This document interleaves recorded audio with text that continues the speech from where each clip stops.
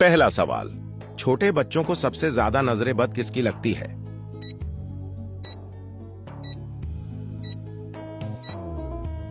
सही जवाब है मां बाप की। अगला सवाल, बच्चों की नजरे बद उतारने का सही इस्लामी तरीका किया है?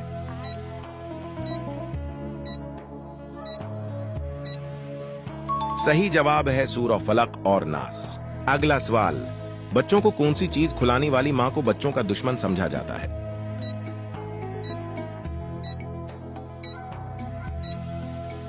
सही जवाब है बहुत ज्यादा चीनी।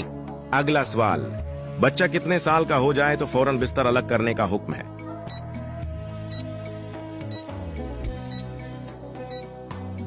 सही जवाब है 10 साल का।